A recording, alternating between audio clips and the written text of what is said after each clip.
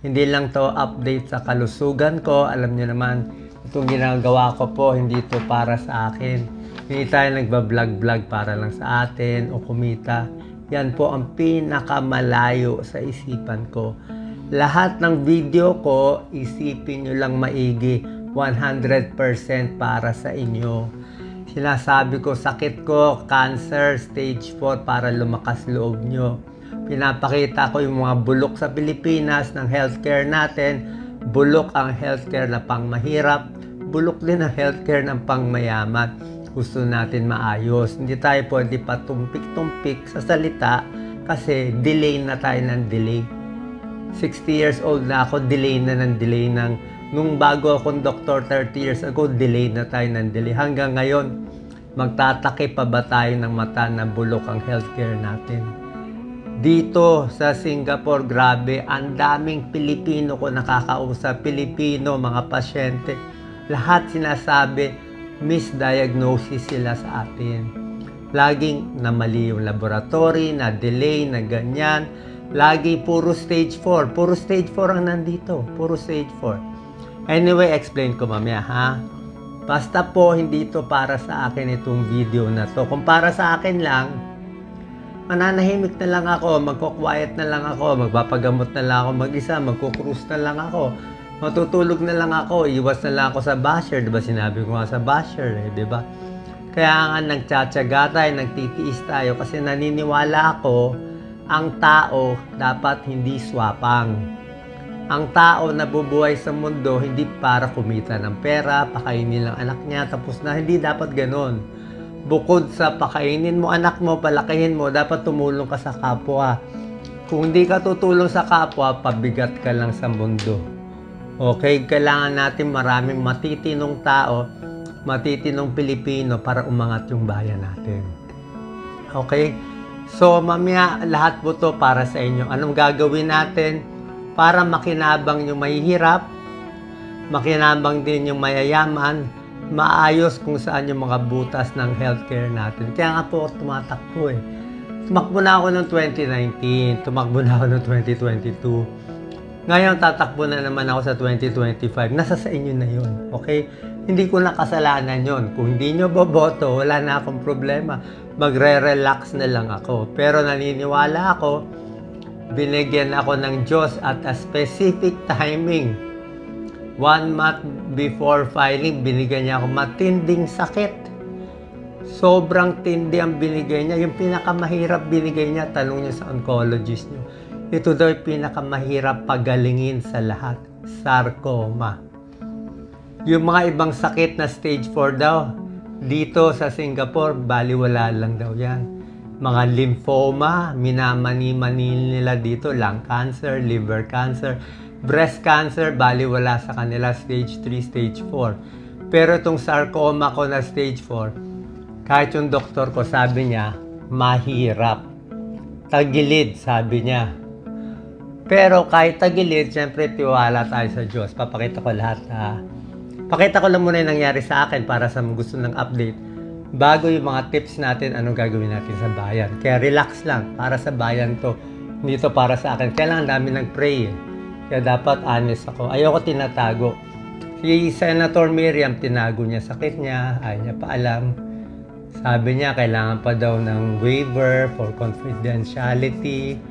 Ako, open ako. Kung positive, buhay kung buhay. Patay kung pantay. Bakit ka magsisinungaling?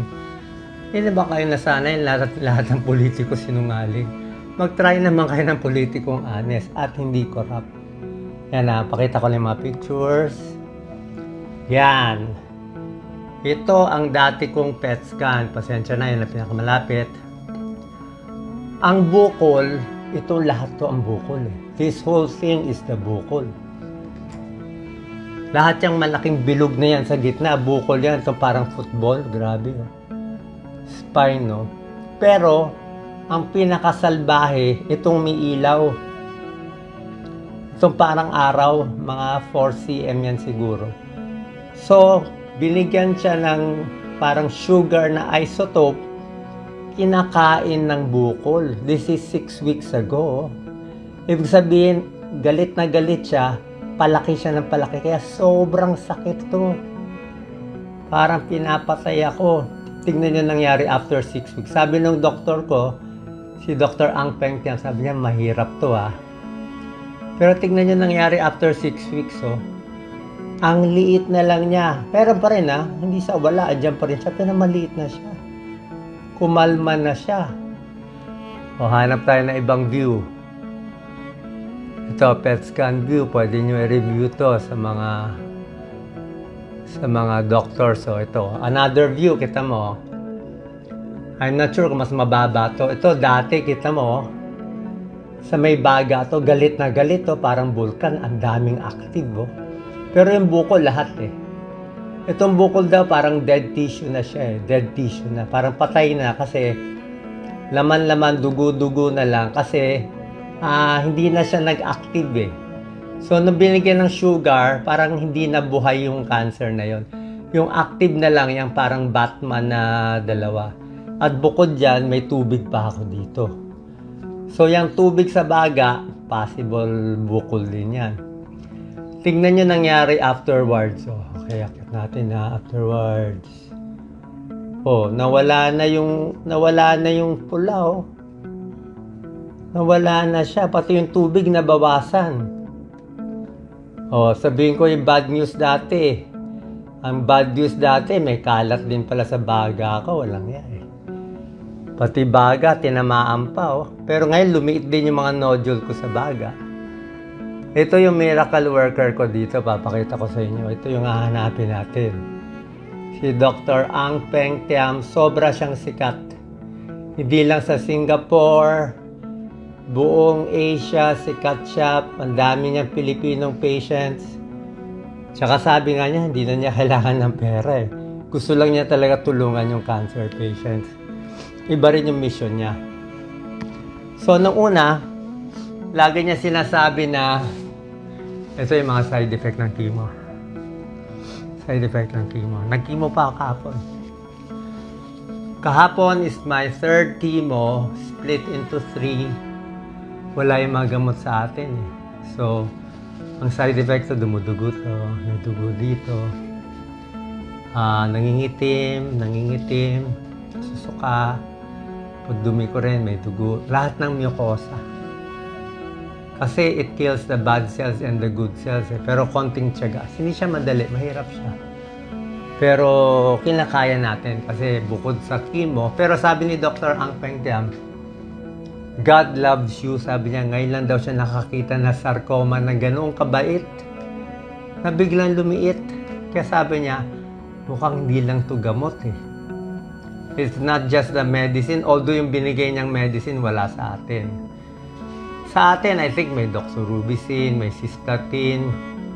Ewan ko lang kung may Avastin. Ewan ko lang kung may Neupogen tayo pang WBC. Pero mayroon pa siyang Neulastine na matindi. Tapos yung albumin ko, 6 na ganitong bote per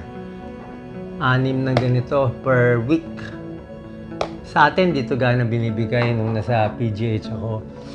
Naman ayaw bigay kasi mahal. Pero sobra pala ganda.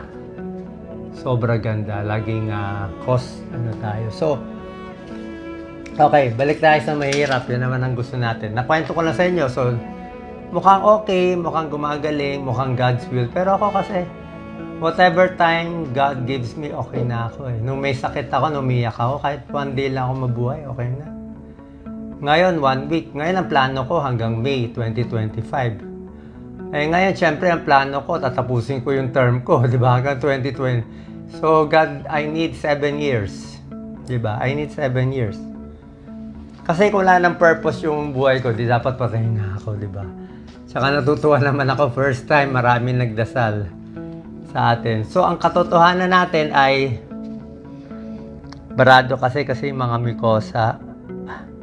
mga mucosa nasisira ay kaya dumudugo siya.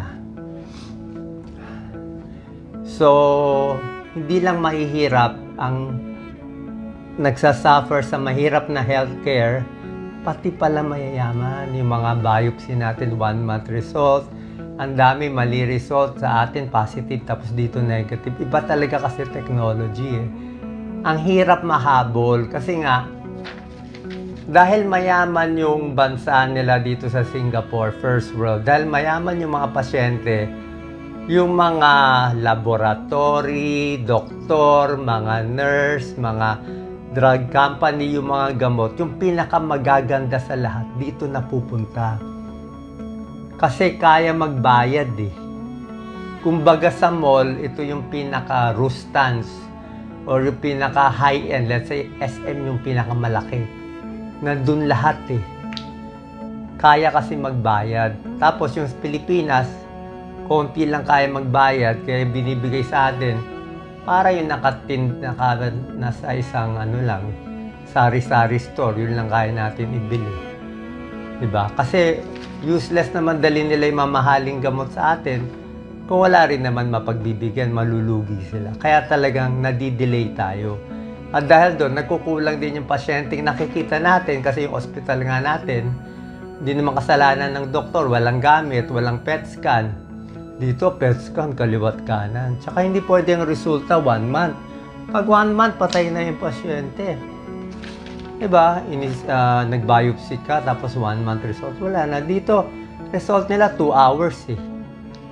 2 hours eh. Lagi silang, ang bilis nila. Pagpasok mo sa ospital, within 2 days, may gamot ka na. May gamot ka na. Huli na agad ang sakit. Tayo, 1 buwan, 5 buwan, 10 buwan, iba-iba diagnosis, di ba? Dito, bali walang stage 4. Basta stage 4 dito, ang dami kong stage 4, 7 years, 8 years, buhay pa. Oh, parang it's just a number na lang yung stage 4. Pag natamaan mo yung tamang gamot, lalo na ngayon, pinadala pa yung dugo ko for targeted cell therapy. Ang ganda pala nun, no? So, titignan yung dugo mo kung meron kasi baga sa ang mga doktor ngayon, meron sila parang 500 na bala. Pero yung bala, hindi mo alam kung effective sa'yo.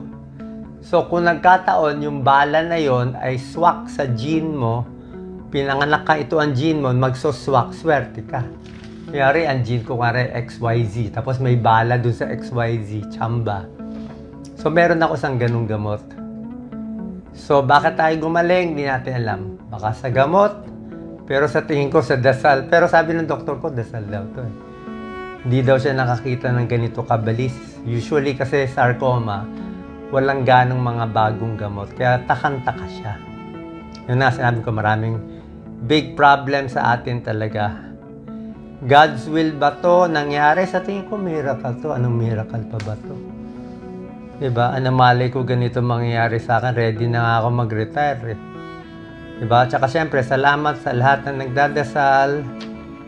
And, ang malaking problema natin talaga sa bayan, kita mo naman, gulo-gulo eh. Diba? So, I'll just try my best. So, bakit tatakbo? Ito lang mission ko. Pag hindi mo ako pinatakbo, lalo ako mamatay. Gusto mo matulog ako, mag-enjoy? Hindi nga ako ganung tao, hindi nga ako swapang eh. Ayoko nga. Baka kayo kasi, iniisip nyo, pag mahirap ka kasi minsan iisipin mo, gusto ko may kotse, gusto ko may bahay, gusto ko makatulog. Kala mo lang masarap yun. Masarap kumain ng crispy pata, araw-araw, tulog ka, marami kang chicks. Ano masarap dun? Sinusunog naman yung kaluluwa mo, my God. Mo ako wala oh, lumang baro, wala lahas. Ang dami ko natutulungan, libo-libo nagdarasal, konti lang ang bashers. Ininit ko lang yung bashers, in-expose ko lang para makita rin ng mga ibang basher dyan na matitigas ang ulo. Wag na, ako i-bash nyo, magka-cancer ako, okay lang, sa buhay lang ako. Pero yung mga kabataan na teenager na binabash mo, tapos nag-suicide, kawawa yun. Karma nyo yun. Pag yung iba binash mo na wala namang kasalanan, na kapwa mo high school tapos nagpakamatay yung lalaki o yung babae, karma mo yun eh. Pagsisisihan mo yun sa, ay natin sabihin sa impyerno, pero pagsisisihan mo. Kaya huwag ka na nga mag-bash eh. Kaya sinabi ko, bashing, papahina yung immune system, pwede magkaroon ng maraming sakit. Pero kung ako, okay ako. Okay? So yun lang po. Kung ano lang dadalhin sa atin ng Diyos, kung tuloy-tuloy tayo sa good news, the good news. Pero syempre, maraming salamat. iniisip ko nga kung paano natin gagawin to. Inaaral ko nga. Siyempre, pagpapagaling ko, ipapanalo natin to. At ako talaga, ang kakaiba sa akin, sana maintindihan nyo, wala akong campaign funds. Zero. Hindi ako tumatanggap ng pera. Yun ang pinaka-honest sa lahat. Yun ang pinaka-lakad ni Jesus Christ. Kung tumatakbo si Jesus, yun ang style niya, hindi yan tatanggap ng campaign funds. Isipin nyo lang, hindi ko alam ba't hindi nyo maintindihan na ang isang kandidato na tumanggap ng 5 million, 10 million, 50 million, 100 million, imposible maging independent yun. Diba? Pwede sila tumanggap. Yun ang laro nila. Ang laro ko nga, wala eh. At kaya natin lumaban ng wala. Pag nanalo ako ng wala, di ang linis. Di kahit sinong mali, okay na. Pag ito nagkamali, hindi ko na kailangang ilista, kaibigan, kaaway, nagbigay ng pera. Hindi nagbigay, wag galawin. Wala nga eh. Drug company, wala. Lahat wala. Tao, wala. Kung meron kayo nakikita, fake news yun. Fake news, hindi sa akin. Kahit si Senator Idol Raffy Tulfo, ang dami niyang fake news.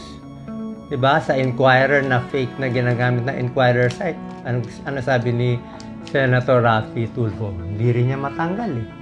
Kasi DICT nga natin, pinagalitan na niya, walang capability eh. So pag yung gobyerno natin walang capability, patayin yung fake news, ano magagawa naming influencer? Pero ngayon mawawala na yung fake news ko. Kasi yung mga product, sabihin, sige, makalbo ka, di ba? So yun din, minahalas din yung mga nagpe-fake news. Anyway po, salamat sa pagdarasal. Nakita nyo, malakas na tayo. Ano bang gusto nyo? Sigawan na? O palakasan ba ng boses? Alam mo, feeling ko bumata ako 10 years. Hindi ko masabi. Ang linaw na ng isip ko ngayon. Ang linaw na. Kasi, dati mag-iisip ka pa ng 10 years eh. Ngayon wala eh. I'll do it now. Tama-tama, mali-mali. May nakita akong mali. Last clue, kita mo yung mga propeta. Yung mga prophet na pinapatay sa Bible, pinapagyalitan nila yung king eh. Minsan pag nakita nila yung king, di ba, naglalakad na kahubad, di ba? May gano'n na lahat ng tao, kala maganda yung pala na kahubad yung king. There's a parable like that eh. Kino-call out eh. Pero dapat sa tingin ko sa atin, makita natin sino tama, sino mali, sino matino, sino hindi matino, nasa sa inyo po. Okay, basta mahal na mahal ko kayo, nag-bash, kaibigan o hindi, tao tayo dito. Dito tayo pinanganak. Ito purpose ko. Salamat sa prayers nyo. Yung piniray nyo sa akin, sana bumalik sa inyo 100 times more. Kung hindi ko mabalik sa buhay na to at namatay ako, promise ko, bago ako lumipad sa next stage, maglalaan ako ng maraming taon para tulungan ng mga tao sa Pilipinas at sa mundo.